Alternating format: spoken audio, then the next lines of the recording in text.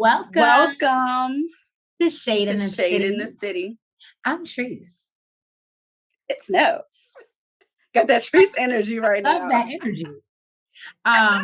So yes, and we are here to get back into force. Money, cocaine, and hoes. So here we are. I know that's not how the song go. I couldn't think about what is it? Power and powder, and some. I couldn't think of it. But I do know money, cash, hoes. Money, cash, hoes. What? I'm just saying. Yo. Let's get into it and let's get shady.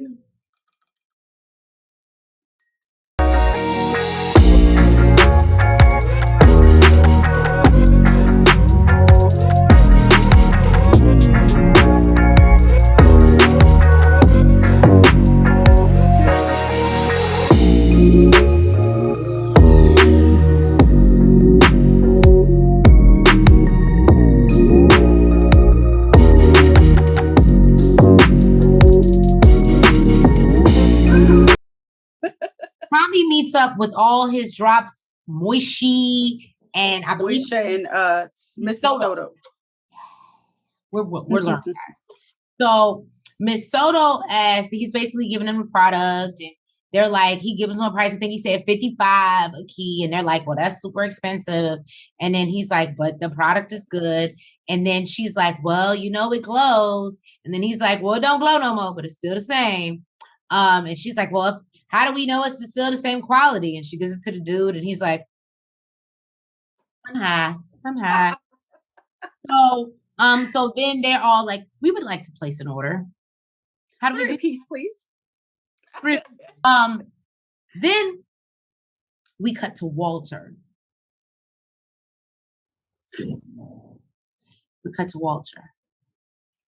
Walter is sitting in with some lady, I believe that's his physician. And she's talking to him about discussing his options. Yes, he just found out that he has stage 1 lung cancer. And she's like, it's really early. You have a lot of options.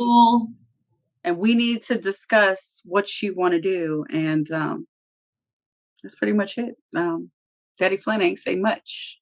He ain't really say nothing. Then we cut to Liliana and Tommy. And she's letting him know, I know the recipe. And he's like, okay, yeah, but I need both of y'all. Matter of fact, I think I need another cook because I need this shit on. We in go mode, right? And she's like, who can you trust in Chicago to come in? And he's like, I don't even know. I don't even know. Then they cut to JP and Tommy. So Melvin, this is who clearly he feels like he can trust.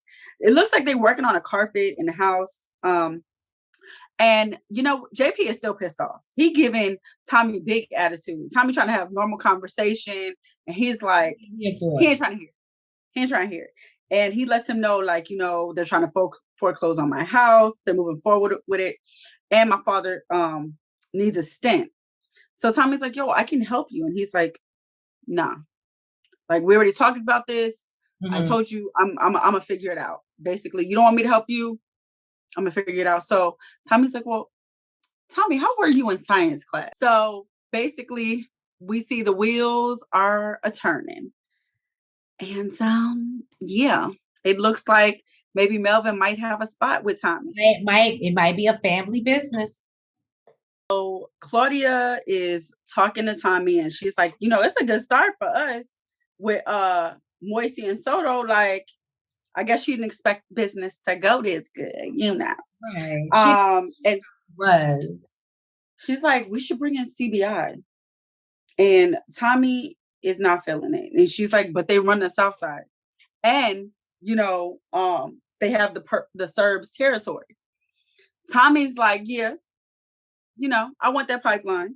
But he wants to, because there's some. But he wants to wait until they get their shit together. And, of course, she don't understand. She's like, that's their family shit. They, buy herself, sell her, whatever. And he's like, no, because we do the deal with them now. Jannard comes along with that. So we're gonna wait till they get their shit, till they figure their shit out.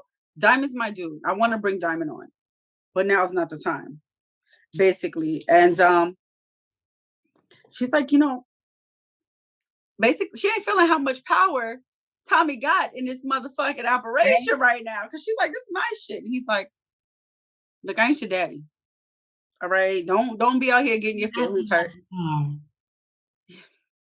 Don't be out here getting your feelings at the barbershop. Yes, with Diamond and Jannard. Yes.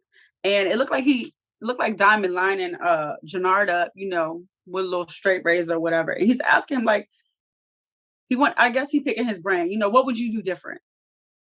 And he's like, nigga, like, the fuck? Why? Like, he's basically like, you're still my brother. I still want to learn. Like, what would you do different? And he tells him, like, I wouldn't work with the whites as much because it would just be our shit versus us just having a asterisk after the W. Right. Which I don't know what the fuck the W is. I'm confused. I don't know. Anyways, Jannard basically tells him, this CBI shit started with you. It's going to end with you. And as long as I can fit somewhere in the middle, we good. Although, I don't know. Jannard was looking kind of sinister when he said that. He looked like... Yeah, no, he was like... It's like he was plotting. With you, yeah. Then we get to Liliana and Tommy. They out in the park going for a walk. And, Tommy's just so happy. She's like, why are you so happy? And he's like, it feels good to be with a professional criminal. She's like, that's the nicest thing you've ever said to me. I was like, oh my God. He was like, no, for real. Like, like, I can trust you. You ain't, with that sex shit or whatever. She's like, nigga, I told you, I don't fuck white boys. Okay? And he's like, we got each other's back, right? Like, we can trust each other. Just like, yeah, like, so he tells her, I got a brother. You don't only want to know, you know what I mean? He's here in Chicago. And I want to bring him in to the lab. And she's like, what the fuck? Like, I mean, is he a scientist? Like, what? Tommy's like, no, he's a musician. She's like, oh, okay. Like, he gonna play jazz while we cutting shit up. He's like, no, he go with his hands. He go with his hands, okay? I'm gonna bring him in. Nobody knows that we're brothers except for you. She's like, oh, okay, because nobody's gonna notice that two pasty white boys in the damn lab. He's like, trust me. They'll never. Ain't nobody gonna know. They'll never know. Smart man, Thomas. Smart man. So Seamus is leaving the police department. He's walking over to his car, and one of his colleagues kind of like sneak up behind him a little bit, and he's like, he was hiding. How long you been in the Flint's pocket? Bushes, because it won't no bushes. But go ahead. He was hiding in the bushes, Trace. No, he's like, let me hide in the bushes because it won't no bushes. But so he's like, how long you been in the Flint's pocket? And he's like, what? Like, what? And he's basically like, don't bullshit me. Okay. Like, I'm not here to snitch. How much they paying you? I can't believe this dumb motherfucker told him the real amount. He's like, oh, a little over 100K. You dumb shit. So of course he asked for half of that. He's like, all right, well, I need 50K. I got my own shit to take care of. He's like, I can't give you 50K and still take care of my sister. Nigga, it ain't my problem. That's not my business. You need to. That's my money, and I'm minding my business. Okay. And he's like, nobody needs to know about this. The department don't need to know because I sure ain't gonna tell them. You ain't gonna tell them. Just give me my 50K. He's like, yo, I can't do that. All right, well, I'll give you a couple weeks because I'm a nice guy. I was like, well, then. Claudia, she goes to meet up with Daddy Flynn because, he been looking for her all around the city. And he want to know what she's up to. Where you been at? And what happened to his men's in them? Exactly. Because I got eyes all over the city. She's like, well, what they say? And he got hush-hush real quick. She's like, exactly. basically. He was like, well, I know you and your brother are stupid and reckless, and I'm going to figure out what the fuck you're doing. And when I do, I'm going to crush it. This bitch said, well, you better be ready to fight. I said, what the fuck? What? So then Seamus, he meets up with Vic. And Vic is like, what's up with this Dahlia drug? Like, you know anything about it? And he's like, we brought a few people in, but they ain't talking, and the department is going crazy trying to figure out what it is. And he's like, well, I need you to figure it out, make some bust or whatever. He's like, yo, that's not my department. I don't do any of that. He's like, look, my family need this. Whatever the issue is, you need to clear find that shit. You need to get move it taken care of. Exactly. And basically Seamus is like, well, if you want me to do that, it'll cost you double. Vic is like, say less. Here you go. Like, he was already prepared. Right. Know your worth, boom. Know your worth. So Jannard and apparently his name is Blackston. I thought his name was just Blacks, but now it's Blackston. Apparently that's his government, I guess. His nickname must be Blacks, I guess. Whatever works for you, bro. So he comes down and he lets him know he wants to hit every corner in the city until he finds out who is moving Dahlia, the black magic. That was pretty much it. Yeah. You got anything to add? Yes. He offered 20 bands to whoever gets any information on Dahlia, the black magic. I don't give a fuck who it is, but he got 20 bands for whoever brings him information. So then Vic, he meets up with Daddy Flynn. And of course, Daddy Flynn is like, I want you to find out what your sister doing. I don't know why Vic is a paid babysitter. That's what it seemed like. I think Vic is feeling like that too. Right. And he's like, okay, and then what? And Daddy Flynn is like, well, then we're going to punish her. He's like, yo, we're not kids. Like, what the fuck you think? About life? Like, and he's just like, well, she's deceiving me. And this is not a negotiation. Basically, find out what the fuck she's doing. Just do what I said. He's like, well, are you going to tell her that you were sick? Apparently, Daddy Flynn said he don't never plan on telling her that he's sick. He was like, so why'd you tell me? She wants to take over, and if she knew that he was sick, she really wouldn't give a damn. So he's like, well, why did you tell me? Was it for sympathy? No, it's because you're going to follow my footsteps and you're going to take over. He's like, yeah, I am. With Gloria by my side. And that's not up for negotiation. Nice. And Daddy Flynn said, unless I drop dead right now, that will never happen. Not today. Not today. JP in the hospital. Melvin is in the hospital with his grandma, Miriam. We learned. And then he's sitting there trying to comfort her. He goes to the nurse's station. He's trying to figure out her who's on her emergency contact on her phone. Because I think he's trying to get Kate's information. That's what he's really trying to do. But then, yeah, that's what he's really trying to do. He's trying to get. I didn't see about that. Yeah, he's trying to get contact information for Kate. And while he's doing that, Grandma done passed, y'all. They gave a code blue. He ran to the room and she flatlined. Basically, and it happened that quick. Okay, it ain't just us. It was that quick. It happened that quick. Tommy shows up and at the house, and he's like, "What the fuck happened?" Like, and he basically let him know I stepped out the room 1 minute, and the next minute she was gone. So he gives him a box of things filled with him and Miriam and Kate, and basically really urges him to call Kate and says, like, I really feel like you need to call her. And like Tommy, she deserves to know. And Tommy lets him know, I'm not calling that bitch. We are at Liliana. She's in the lab with the chemist, and her arms are falling asleep. And the doctor tells her she needs to take a step back and just rehydrate. And as my son would say from watching his Spidey, take a deep breath and count to 5. So that's what the doctor tells her. I love too. He asked her how she was able to handle the products in New York, and then asked her, "Is that how she got the scar on her face?" I said, like, Liliana said, yeah, she got left. And the doc was basically like, nigga, and you still doing this shit? She's like, look, I've been through a rack of shit. I've been cut up, I've been stabbed, I've been shot, like, I've been through a rack of shit. I'm resilient as a motherfucker. And she's like, girl, you got a lucky horseshoe up your ass. And Liliana tells her, let me say this correctly. Luck has no role in this game. You don't bet on it or against it, because when you think it's on your side, that's when it runs out. Do you understand?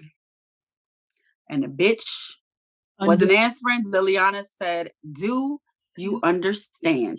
And she said, I understand. And I felt like that was I felt like that was super important to let the doc know, because she felt like she get along with everybody and shit is good, and bitch, don't get too comfortable. Is basically what she was telling her. So then Tommy was clearly invited to Daddy Flynn's house.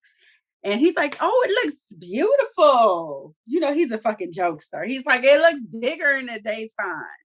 And basically,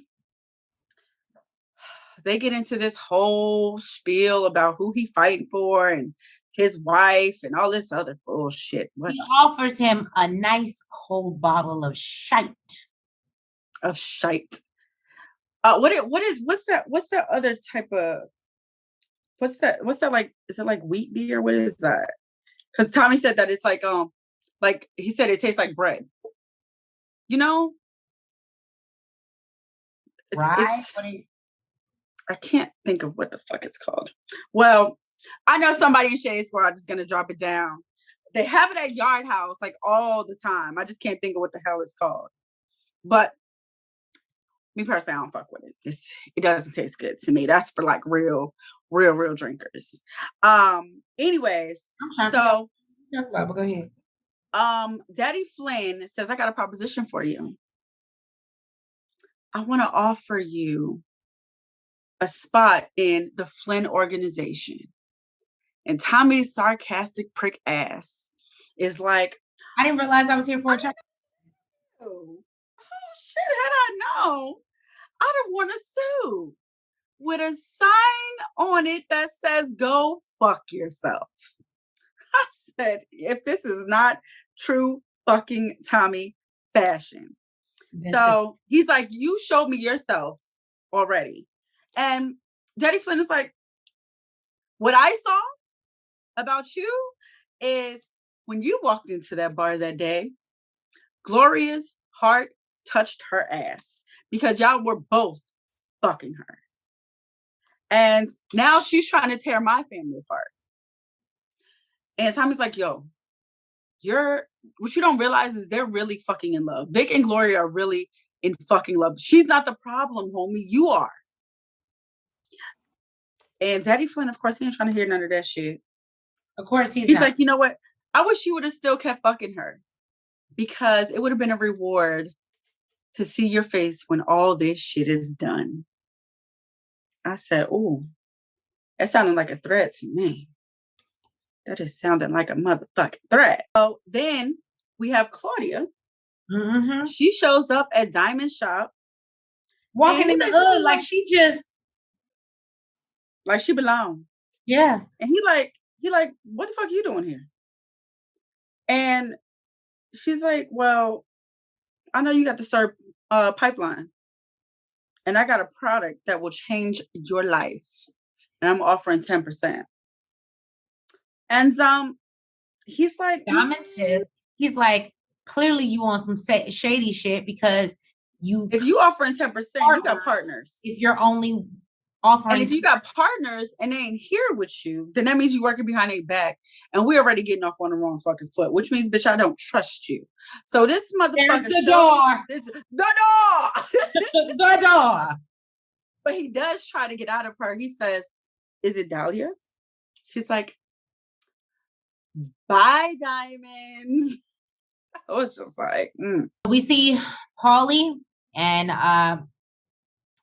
Mr. Flynn here, Walter, Paulie lets him know that ever since Maeve, his wife, died, he's been pushing the kids further away rather than closer. He said he's trying to get the kids in the right position, and he loves Vic, but he's not ready. He's his only option, though. Paulie tries to tell him about Dahlia and let him know if they don't jump on it, they're going to be the last in line. Paulie says maybe the reason they don't want to get involved is because of how you treat them. Talking about his kids now. You treat your kids like shit. Just saying. Paulie let him know it's going to be him shoveling dirt. It's not going to be him shoveling dirt on his casket or wiping his ass. So therefore, he needs to learn to treat his kids better. Flynn then says the girlfriend thing, call it off. And he says, well, I never put it on. He said, you never put it on.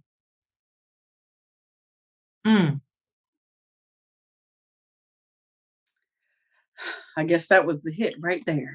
Then we see Tommy run to tell Vic that him and Gloria need to get the fuck out of Dodge. And he tries to tell them that even though they knows they've been through shit together, and Vic's act like, why should I trust you? And he's like, if you don't trust me, just trust that I would want to help her. And he's like, I saw your daddy today. He believes she's the reason for all of this shit, and you need to get her far the fuck away. Mm-hmm. So he gives him his card, drops the keys, says it's untraceable. He tells him it's untraceable. Just go. Just go. Just get her safe, basically. No, I don't have to believe in this. And Vic being so Adrian and Diamond, I'm not sure where they're walking, but it looks like maybe they're in the basement somewhere. No, they're in the basement of the shop. It's at the bottom of the shop. Oh, it's in the shop. It's in the okay. Bottom. So, they're having small talk, and she's like, what did you do before this? And he's like, but stop asking me stupid questions. Exactly. He's like, you know what made me good at my job? Anonymity. You can just type something on the internet into a phone and find out anything about anyone. I know you know who I am, and I know everything about you as well. Oh, shit. Okay. And she's like, it was never supposed to be you, and I wasn't supposed to be meeting you. That night at the diner, it was supposed to be Elijah, which we know Elijah got shot, and that's why he didn't show up. Right. Okay. So it was Diamond who was in the booth that night, and she's like that she never wanted him to become the story. It was her editor, and if you don't want me to run the story, then I won't. Because it's not worth. You're more than a story to me. I'm sorry. Was that over dramatization? Because that's what the fuck it gave. That's what that did do, girl. She's like, I'm willing to lose my job. Tommy is looking at pictures that he's viewing on the flash drive that Melvin JP gave him. And Tommy immediately stopped doing that after he's seen a video of him and Kate, and hides the photos under the stripper pole in his house. Is that what that was? Yeah, it was a stripper pole. I didn't know what the hell that was. That was a stripper pole. So then he goes to meet with Claudia. Claudia wants to jump out there and not be hidden in the shadows. Tommy tells her, well, shit, jump out there. You when we doing it? Then leave. Let's do it. So he's like, you take the clubs, I'll take the streets. And she's like, and basically Tommy lets her know she needs to protect what's hers. And because what's hers is what's his. Because she mentioned that if she does this, better keep Daddy Flynn gonna come after their ass. Right. Vic stops by Gloria's, shocked that she's there. Oh, you're back. Clearly, she didn't give a fuck about seeing you at all because she didn't even call you, no text, no nothing. Unless you know I'm back in town. Nigga, she just left you with a Dear John letter. I don't know why you're so happy. I'm just saying. She's like, yeah, I just needed to clear my head. And he's like, yeah, me too. So he lets her know, look, you're the only thing that matters to me. Fuck my family. Fuck everything. Let's get the fuck out of Chicago.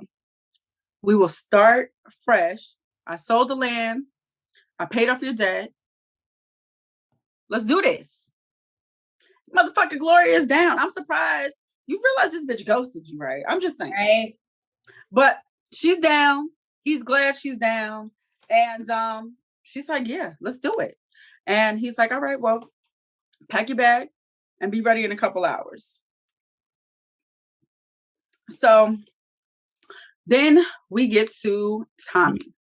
And he's walking to his car and he notices D-Mac hiding behind a pole under an underpass. Okay. And he's like, yo, you are super fucking obvious. Okay. You ain't I'm really bad at this shit. Exactly. Like, you're horrible. So he's like, you got any good news for me today? No good news. Really. I was hoping I could get a job, bro. Yeah, like, put me down with your shit. He's like, yo, what's up with you and CBI though? You ain't down with them no more? No, not really. Okay, well, I ain't looking for no floater type nigga. Like, I'm looking for somebody that's gonna say, he's like, yo, I'm loyal to the motherfucker. And I'm good as fuck with numbers. Ask me anything. Hard ones too. And that he did. Tommy asked some hard ass motherfucking numbers that would have had me like, I wouldn't even try to write it down, tried to figure it out with no paper and pen. Straight calculate. Right. Okay. And then Tommy asked him a word problem with drugs. He's like, he's talking about, oh, are you using a metric system? Because I need to converge. Nigga, what? Do what? Yeah. Tommy's like, all right. I might have a place for you, motherfucker, because the fuck, Tommy is impressed, okay? And he ain't that too often. Lord have mercy. Then we get to Liliana and JP. She's like, say my name. She's like, say it again. And he's like, Liliana. This bitch is getting wet in the drawers. They talking his ass. Okay, she's like, your mama made some fine ass sons. She made some fine ass babies. And Tommy is just getting aggravated as fuck. He is just like, yo, like, I think he's more mad because he's like, she really don't fuck with white boys. And now the minute she see my brother's black. I think he's mad because he's like, I am literally trying to talk about some business shit. And bitch, you over here not acting like your normal self. You over here getting hot in the motherfucking pants. Right. Over shit, over nothing. So, basically they're talking about his credentials as far as, cooking and shit like that. And he's like, well, I'm good with my hands. She's like, oh, because you play the trumpet. Yeah. And he's like, no, the sax. She's like, oh, like what? We ain't never seen Liliana like this. No. Ever, never. Okay. So basically, Tommy's like, look, train him on what needs to be done. And cut this shit the fuck out. Like, Tommy is aggravated as fuck. He's like, look. So, Blackston and what's the other kid's name? Marshall. They come in and basically got information for Jannard, let him know that the Pilgrims are the ones moving Dahlia. The Pilgrims, the ones that wear the hats and the stuff all year round. And Jannard is super confused. He's like, the Pilgrims, like, like straight off the Mayflower? Like, what you mean? Oh, the ones with the black hats and the long beards, and they wear the long coats in the summertime. He's like, you mean the Hasidic Jews? You dumbass. Man, whatever the fuck they are, they the ones with Dahlia. You want it and they got it.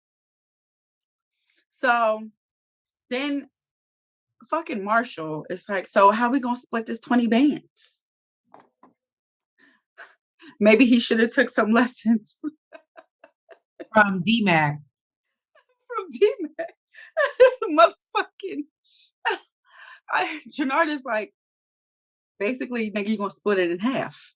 10 and 10. I know he's like, I got some dumb ass motherfuckers working for me, okay? He's But like, you know what? He said, I'll work on the mind. He's right. He's like, all right, y'all take this money and, maybe you should go enroll in a history class. But fuck Colin Peel. So then we have Paulie, who stops by to see Vic. And he lets him know, you're a good boy. You would make me proud, even though your dad may not see it. Like, you're a good boy, and I would be proud to call you my son. So he tells him, look, I got some shit to tell you. Your dad and Tommy met about bringing him in, which I felt like Tommy told him, but whatever. Right, but he makes it feel like, oh, you want me to leave so you can take my spot. That's what the ammunition Vic got. That's how he felt by him getting that information. He didn't even ask the ending result. I'm just saying. Right. He's just like, your dad met with Tommy about bringing him in. And he's like, I knew I couldn't trust that motherfucker. Thanks, Paulie. Thanks for looking out. He's like, yeah, my loyalty runs deep for this family. Tommy, who checks in on Liliana and JP, see how shit's going. She's like, yeah, he's doing good.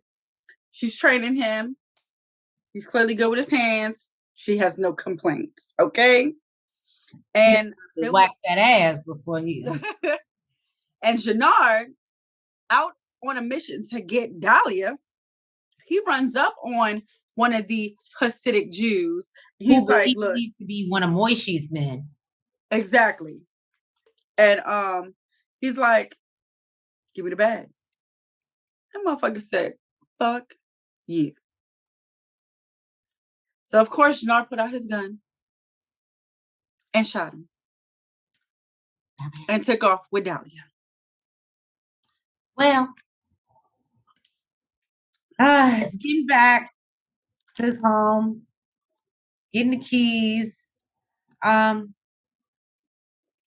He picks up the Range Rover keys instead of Tommy's. So, yeah, he walks out and takes the wrong keys. And this is why his daddy says he's not ready. He wrote a check that his ass couldn't cash. Go ahead now. So then we have Jannard, who met up with Buddy. And, he's trying to introduce him to Dahlia. And he ain't feeling it. He like, what I look like? Some black label nigga only wear designer shit. Apparently he's wearing the designer shit at the time because he's like, nah, nigga, like, nah. But he's like, the shit that you got a shelf life. And they trying to compare it and all this other type of shit, talking about Molly and shit. And they look, just try it. Right. Just try the shit. So he gives it to his homeboys. And these motherfuckers, of course, like we know Dahlia does, get these motherfuckers hide in the motherfucker. Mm-hmm. And this motherfucker want to try it now. So now his tune done changed. How I get down with that shit and how much it's gonna cost me. And Jannard tells him it ain't gonna cost you shit. Just bodies and bullets. He's like, I'm ready. Gary is ready. Just let me know. The shit you do for the drugs, Jesus. Then we got Vic and Gloria riding along in the Range Rover, discussing who's gonna take whose last name. And of course, they can get that far, out of nowhere, a truck slams into them. Not a truck, I'm sorry, SUV. Right. Slams into them. Dude hops out and starts shooting up the car. He did shoot at Vic's side, but mainly it was the passenger side. Mm-hmm. Vic is telling her, get down, get down. Out of nowhere, another car comes and picks up the shooter. So now Vic is checking on Glow. They're gone. Come on, get up. She gone, y'all. Glow had to go. Glow had to go. Oh, Glow. You a man. So D-Mac D-Mac done got caught slipping, y'all. That's what D-Mac he got caught slipping. And apparently Tommy is better at hiding than D-Mac, okay? Because D-Mac was at his box, his little secret little box, putting away his money. Tommy was in the same underpass, hiding behind a pole, and comes out when D-Mac is doing a better job at hiding than D-Mac was. Apparently. And he goes through the box. And what does he see? He sees a picture of D-Mac when D-Mac was a baby with his brother JP. So now Tommy is basically like, fuck. I don't know what is going on. I done hired this little boy. Now this is my nephew. Like, he's just all types. Now I got to tell my brother I found his son. It's a lot. It's a lot. For that, Tommy gets back to his house. He's looking at a picture of an old picture when he was a kid with Kate. He pulls out his phone like he is thinking about calling her. Then we see Kate at her car, shuffling through her purse as she gets a phone call. And she answers the phone as rudely as she always would. Who the fuck is this? And the other voice says, it's your son. And it's motherfucking JP. She knew it wasn't fucking Tommy. And the bitch is speechless. And we know that is new for Kate. Never Kate. That is never Kate, right? She's speechless. Thank you guys so much. Yes, thank you. For tuning in to another episode of Force. I do believe, correct me if I'm wrong, Shade Squad, because you will, because that's just how y'all do. I do believe we're on a break, guys. I do believe we are on a break this Sunday. It is not coming on this Sunday. Do not expect to see Force this week. Thank you guys so much. Please make sure that you like, you comment, that you subscribe, and you hit the notification bell. And make sure that you are following us on all social media platforms. And we will see you in a week or two for the next Force review. You like how I did that? I hit the doctor's. All right, y'all. Y'all have a good night. Mwah. Mwah.